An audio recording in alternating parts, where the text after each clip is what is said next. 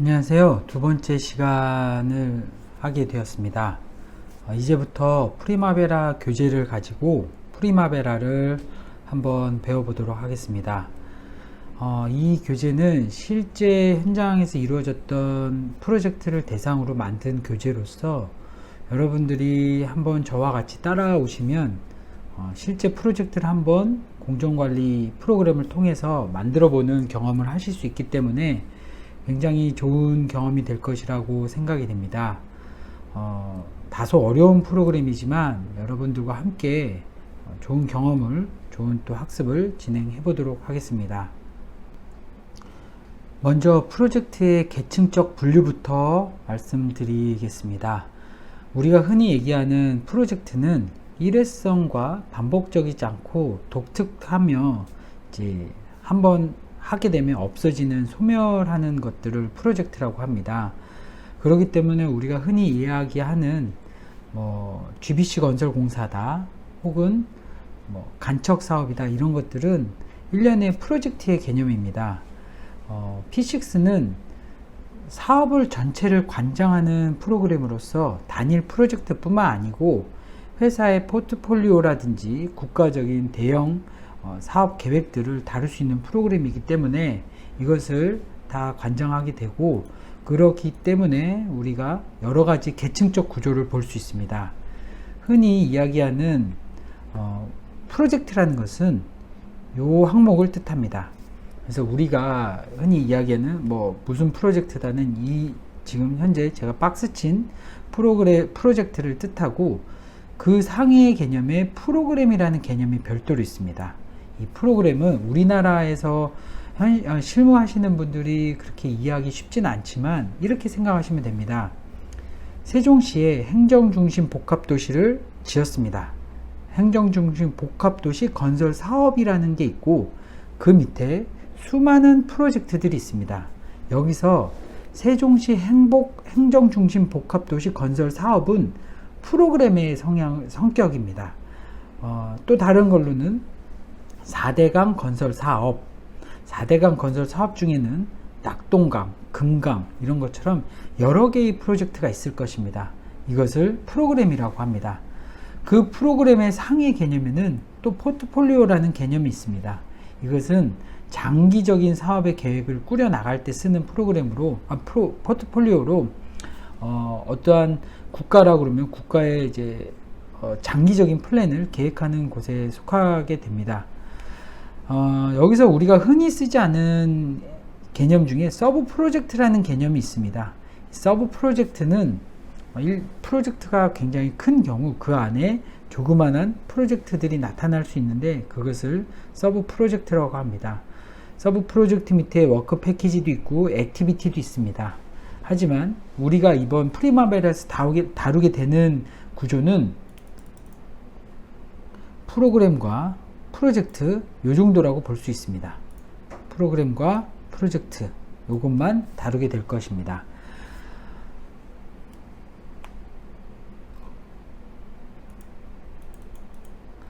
계속 넘어가 보도록 하겠습니다. 프로젝트의 라이프 사이클에는 그림 1-3에서 보이는 것처럼 착수, 계획, 실행, 통제, 종료의 라이프 사이클을 갖고 있습니다. 흔히 얘기하는 PDCA도 라이프 사이클의 하나의 종류입니다. 착수를 했으면 계획을 짜고 실행을 하고 그것을 통제를 합니다. 그리고 클로징하는 것을 일련의 프로젝트의 라이프 사이클이라고 하고, 더 깊게는 PMI 협회에서 주관하는 PM복에 자세한 내용이 또한 나와 있는데, 기본적으로 프로젝트에 대한 내용은 거의 동일하기 때문에 이것을 참고하시면 될 것 같습니다. 먼저 착수에서 다루는 내용은 프로젝트 목표를 설정 후 타당성 조사를 하거나 프로젝트의 과업 범위를 설정합니다. 여기에서 FS라고 하는 Feasibility Study, 사업 타당성 조사 이런 것을 수행하게 되면서 주요 관리사항으로는 제안서, 계약서, RFP, 우리가 흔히 입찰안내서라고 하죠. 그런 것들을 검토하게 됩니다. 2단계 계획에서는 작업 범위, 투입 자원, 작업 기간의 정의, 여기서 WBS, RBS, OBS를 작성하게 됩니다. WBS는 작업 분류 체계도라는 워크 브레이크다운 스트럭처의 약자이고, RBS는 리소스 브레이크다운 스트럭처의 약자입니다. OBS는 우리가 흔히 이야기하는 조직도라는 개념을 뜻하게 됩니다. 시공계획의 작성 또한 이곳에서 이루어집니다. 공사를 수행하려면 어떤 공사 뒤에 어떤 공사가 오고 이런 것들을 구성하게 되는데, 이러한 시공계획을 계획 단계인 2단계에서 작성하게 됩니다. 시공 일정의 정의 또한 2단계에서 수행하게 됩니다. 주요한 관리사항으로는 공정표를 작성하게 되면 비용과 일정을 관리하는 관리계획서를 제출하게 되고, 이곳에 품질계획서, 또 안전관리계획서 등이 포함되게 됩니다. 3단계로 넘어갑니다. 실행으로 오게 되면 팀 구성 및 팀 업무 배정을 하게 되고, 시공계획을 근거로 세부 작업계획을 작성하게 됩니다. 사실 공정표는 굉장히 많은 레벨을 갖고 있습니다. 레벨 1단계, 2단계, 3단계 뭐 이런 식으로 여러 개가 있는데, 여기서 레벨 3단, 그러니까 지금 3단계 실행에서 이야기하는 세부 작업 계획은 기본적인 스케줄 이하의 상세 스케줄을 뜻하게 됩니다. 그렇기 때문에 굉장히 디테일한 공정 계획이 나올 수 있게 되고, 주요한 관리 사항으로는 각종 계획서 승인 자료들, 세부 공정 계획서 등이 있습니다. 4단계로 가서 통제, 컨트롤링에 갑니다. 통제에는 프로젝트의 진도 관리, 공정, 품질 보고 등을 하게 되고, 설계 및 계약 변경을 하게 됩니다. 이곳에서 중요한 업무들은 주간 보고, 월간 보고, 매월 기성 신청, 실정 보고 등이 있습니다. 마지막 단계인 5단계에 와서는 프로젝트 완료 검사와 투입 자원에 대한 정산 및 마무리 작업을 수행하게 됩니다. 이곳에는 준공 검사서, 금액 정산 보고서 등이 있고, 공정표에는 에즈빌트 스케줄 같은 준공 도서에 들어가는 스케줄도 있습니다. 이렇게 프로젝트의 개요에 대해서 알아보았고요. 이제 프로젝트 공정계획 수립으로 넘어가도록 하겠습니다. 일단 공정관리의 목적부터 짚고 넘어가야 될 것 같습니다. 공정관리의 목적은 기본적으로 우리가 어떤 프로젝트를 수행할 때 계획을 짜고, 그 계획을 가지고 공사를 수행함에 있어서 계획 대비 어떻게 진척이 되는지, 또한 어떠한 작업을 수행할 때 어떤 이슈가 발생했을 때 우리의 공사 기간이 어떻게 되는지, 예산이 어떻게 변경되는지, 이런 것을 보기 위함입니다. 최근에는 프로젝트 이해관계자가 많아지기 때문에 클레임들이 굉장히 많이 발생하게 됩니다. 파이낸셜 그룹에서의 클레임, 발주처로서의 클레임, 기상악화, 특별한 천재지변으로서의 클레임, 또는 시공자, 하도급, 서브 컨트랙터의 클레임 등 다양한 곳에서 클레임이 발생할 수 있기 때문에 이러한 클레임에 대응하기 위해서도 공정관리를 수행하게 됩니다. 왜냐하면 하나의 기준점을 가지고 프로젝트를 수행할 때 기준으로 우리 프로젝트가 빨리 가고 있는지, 늦게 가고 있는지, 원가는 좋은지, 안 좋은지, 이런 것을 판단할 수 있는 근거가 되기 때문에 대형 프로젝트나 이해관계자가 많은 프로젝트에서는 공정관리는 필수라고 할 수 있습니다. 공정표의 이해를 하기 위해서 몇 가지 공정표의 종류를 한번 검토해보고 가도록 하겠습니다. 공정표의 종류에는 횡선식 공정표, 사선식 공정표, 곡선 그래프, 열기식, 네트워크 공정표 등이 있습니다. 횡선식과 사선식은 예전에 많이 쓰였고 지금도 많이 쓰이긴 하지만 일반적인 현장에는 잘 쓰이지 않습니다. 대형 건물들, 예를 들면 초고층 건물이나 굉장히 하이 레벨의 이런 고층 건물에 주로 쓰이게 되고요. 또 장경관에 속하는 토목공사에서 주로 쓰이게 됩니다. 사전 공정표라고 해서 이제 프리리미너리 스케줄과 마일스톤 스케줄이 있는데, 이것은 무슨 개념이냐면 위에 있는 횡선식, 사선식 곡선 그래프 등을 통해서 공정표를 만들게 됩니다. 그러면 이것을 한 번에 발주처한테 내는 것이 아니라 작성 시간이 걸리기 때문에 초기에 프로젝트에 참여하게 되면 전체 프로젝트 스케줄을 만들기 전에 사전에 먼저 작업을 하게 됩니다. 그게 프리리미너리 스케줄이라고 부르고, 또한 60일 안에 수행하게 되면 60일 공정표, 90일 안에 수행하게 되면 90일 공정표라고 표현하게 됩니다. 그것은 주 공정표를 가기 위한 하나의 1년에 거쳐가는 관문이 되겠습니다. 왜냐하면 메인 공정표 마스터 스케줄을 만들기 위해서 굉장히 많은 시간이 소모되게 되는데, 작성 기간이 30일, 60일, 90일 걸리게 되면 그 기간 동안 공정표가 없기 때문에 그 30일, 60일, 90일 안에 행해지는 스케줄들만 따로 제출하는 것이 바로 사전 공정표가 되는 것입니다. 그래서 위에 있는 횡선식, 사선식 곡선 그래프를 만들게 될 때 사전 공정표도 있고 주 공정표도 있고 관리 기준 공정표도 있고 이렇게 있다라고 보시면 되겠습니다. 공정표의 흐름인데, 이것은 아까 얘기했듯이 이니셜링, 플래닝, executing, controlling, closing 이라는 라이프 사이클의 단계를 따라가게 되며, 그때 행해지는 작성 공정표는 착수 시에는 계략 공정표, 계획에는 관리 기준 공정표, 실행에는 마스터 공정표, 통제에는 마스터 공정표를 가지고 통제를 하게 되고, 클로징 할 때 완료 공정표를 제출하게 됩니다. 공정표의 특성을 알아보도록 하겠습니다.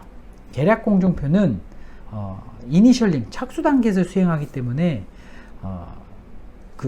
이쪽 내용에서 보는 바와 같이 입찰 단계에서부터 작성하게 됩니다. 그리고 자원을 넣지 않습니다. 왜냐하면 입찰 단계에서 실제 공사가 어떻게 수행되는지 이러한 상세적인 물량이나 이런 게 안 나오기 때문에 자원은 배제해서 간략하고 신속하고 빠르게 제출할 때 쓰는 공정표가 되겠습니다. 그리고 주요 공정 위주로 작성하게 됩니다. 그리고 공정표 형태가 비교적 단순하게 됩니다. 그 이유는 입찰할 때 내는 공정표이기 때문에 굉장히 공정표가 간략하게 나오게 되어 있는데, 여기에 많은 기능을 넣게 되면은 우리가 작성 기간도 길어지고 경쟁력이 떨어질 수 있는 부분이 있기 때문에 굉장히 심플하고 간단하게 만드는 것이 착수 때 수행되는 공정표가 되겠습니다. 두 번째 단계인 계획 때 써여지는 공정표는 관리기준 공정표라고 합니다. 요것이 이 공정표가 발주처와 감리자와 혹은 사업관리자, 이런 시공사, 이렇게 여러 개의 이해관계자들이 있을 때 이 관리기준 공정표가 완성이 되면, 이것을 승인하게 되면 그 승인된 공정표가 기준이 되게 됩니다. 그렇기 때문에 관리기준 공정표에는 우리가 실제 공사를 수행하면서 해야 되는 굉장히 많은 내용들이 들어오게 됩니다. 그래서 내용 보시는 것처럼 각종 자원이라면 인원, 장비, 자재가 되겠습니다. 이런 것들이 고려돼서 반영돼야 되고, 공정이 계략 공정표보다는 세분화돼서 작업되게 됩니다. 그리고 실무자들의 의견이 반영되기 시작합니다. 공사팀, 전기팀, 기계팀 이런 식으로 다 와서 실무자들의 의견이 반영되게 되고, 공정표의 형태가 계략 공정표 대비 굉장히 복잡해지게 됩니다. 쉽게 예를 들면 500억짜리 공사다 했을 때 계략 공정표는 A4 한 장, A3 한 장 요 정도로 만들 수 있으면 관리기준 공정표에서는 A3 20장에서 50장 정도로 작성되게 됩니다. 세 번째 단계인 실행 단계에서 마스터 공정표라는 것을 작성하게 됩니다. 기준 공정표 대비 실적이 입력되게 됩니다. 관리기준 공정표가 이해관계자들 사이에서 승인이 되었다면 그 승인된 기준을 가지고 우리가 실적을 작업하게 됩니다. 그럴 때 거기에 실적이 입력해야 되게 되는데, 그것을 우리는 마스터 공정표라고 얘기합니다. 실제 공정에 따라 또한 업데이트가 되고 전체 프로젝트의 흐름을 볼 수가 있게 됩니다. 마스터 공정표를 수행하면서 사실 프로젝트가 제대로 갈 수도 있고 못 갈 수도 있게 됩니다. 그럴 때 통제 단계로 가서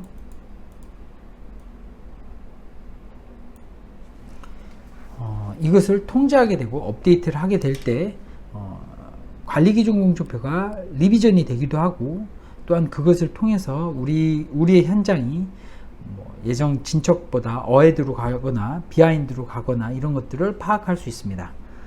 마지막으로 5단계 때 완료 공정에서 완료 공정표를 작성하게 되는데, 완료 단계에 따른 최종 정보를 가지고 있습니다. 우리가 흔히 에즈빌트 공정표라고도 이야기하는 공정표에는 처음에 계획 대비 실적을 반영하고 그것이 리비전에 대한 내용들이 다 반영되게 되며 최종 수행했던 실적이 들어가게 되므로 굉장히 중요한 제출 도서라고 할 수 있습니다. 공정기법의 이해입니다. 공정기법에는 수많은 기법이 있는데 가장 중요한 것만 몇 가지 알려드린다면은, 여러분들은 CPM을 무조건 기억하셔야 됩니다. CPM이라 하면은 크리티컬 패스 메소드를 뜻하게 됩니다. 잠깐 교재에서 나와서 제가 몇 가지 적어 드리도록 하겠습니다.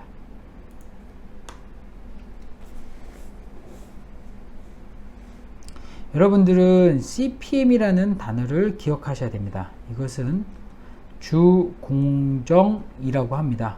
주공정, 중요한 공정이죠. 그렇기 때문에 우리 공사에 있어서 굉장히 중요한 공정을 주공정이라고 합니다. 흔히 공정표에서 적색으로 표현하게 됩니다. 적색, 빨간색으로 표현하게 됩니다. 그래서 여러분들이 어떠한 공정표를 봤는데 그 공정표에 적색 라인들이 있다, 그러면 CPM입니다. 그것은 곧 우리 공사의 공사 스케줄을 결정짓는 굉장히 중요한 요소이기 때문에, 가령 여러분들이 공정표를 잘 모르시더라도 어떤 공정표를 봤을 때 공정표 안에 라인이 보인다, 그게 빨간색이다, 그러면은 이 공정은 우리 공사에 굉장히 지대한 영향을 미칠 수 있구나 라는 생각을 가지고 유의 깊게 보셔야 되겠습니다. 다시 교재로 넘어가겠습니다. 공정기법에 의해서 나오는 첫 번째 기법인 간트 도표부터 한번 짚고 넘어가 보도록 하겠습니다. 1980년대 변기청의 컨설턴트였던 간트에 의해 고안된 기법이며, 이 기법은 각각의 완료를 배구를 잡고 횡축의 작업의 진척상을 보여줄 수 있는 공정 기법입니다. 밑에 그림 1-4에서 보는 것처럼 건축물의 조적벽 시공 작업일 경우 예시를 나타냈는데, 첫 번째 준비 작업, 지지철근 설치, 규준틀 설치, 조적 쌓기, 양생, 마무리 손질, 총 6개의 단계가 있습니다. 이 중에 여기 보시는 것처럼 준비 작업은 100% 끝났습니다. 지지철근 설치도 100% 끝났고요. 규준틀 설치는 80% 완료됐습니다. 조적 쌓기는 60% 완료되었고요. 양생은 30% 완료되었습니다. 이런 식으로 각각 액티비티들에 대한 진척사항을 알 수가 있습니다. 하지만 이렇게 되게 되면은 각 작업들 간의 관계를 알 수가 없고, 어떠한 공종이 어떠한 공종에 영향을 미치는지도 알 수가 없기 때문에 당초 문제가 좀 많았고, 이것을 보완하기 위해 바차트라는 기법이 새로 나오게 됩니다. 바차트는 보시는 것처럼 이런 식으로 구성이 됩니다. 간트 차트와는 다르게 횡축에는 날짜를 입력하여 공사의 소요 일정 및 간단한 연관 작업이 될 수 있도록 보여주는 것입니다. 지금 화면에서 보시는 위쪽에 나와 있는 게 퍼센테이지가 될 수도 있지만 날짜가 될 수도 있습니다. 예를 들어 10%는 1월 1일, 1월 2일, 1월 3일 이런 식으로 기입을 하게 되면 이 프로젝트를 완료하기 위해서 전체 걸리는 일수를 알게 되겠죠. 여기에는 대략적으로 지금 보시는 화면처럼 준비 작업이 끝나고 지지철근이 설치가 되는 것을 육안으로 확인할 수 있습니다. 하지만 지지철근과 규준틀 설치의 관계는 애매모호한 부분이 없지 않습니다. 규준틀 설치와 조적 쌓기도 정확한 관계가 애매한 부분이 있습니다. 그렇기 때문에 이것 또한 보완되는 공정표의 형태가 나오게 됩니다. 그것이 이제 그러한 앞에서 얘기 드렸던 간트 차트와 바 차트를 보완한 공종표들이 이제 많이 나오게 되고 퍼트 CPM이라는 기법도 나오게 됩니다. 기본적으로 퍼트 CPM이라고 하면은 앞서 제가 말씀드린 것처럼 CPM 주 공정이 나오게 됩니다.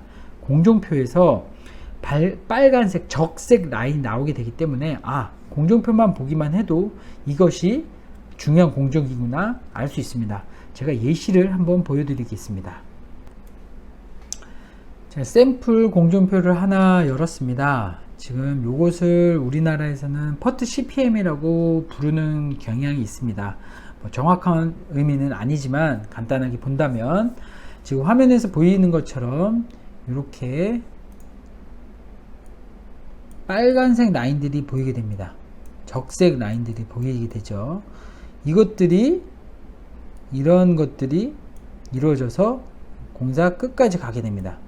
공사가 끝나는 시점이 여기죠. 자, 여기까지 가게 됐는데 여러분들은 이런 공정표를 볼 때 적색 라인만 보게 되면 이것이 우리 공사의 스케줄을 결정짓는 요소가 된다라는 것을 파악할 수 있고 우리 공사 관리에 있어서 굉장히 주요 포인트가 된다라는 것을 확인할 수 있습니다. 그렇기 때문에 이렇게 공정표에 적색이 나온다고 하면은 여러분들은 굉장히 주의 깊게 확인하셔야 되는 내용이 되겠습니다. 사실 퍼트 CPM은 굉장히 이전에 나온 기법입니다. 교재에서 보듯이 미 해군에서 시작되었고 잠수함을 건설하다가 굉장히 이 기법을 통해서 공사가 단축되는 아주 놀라운 경험을 하게 됩니다.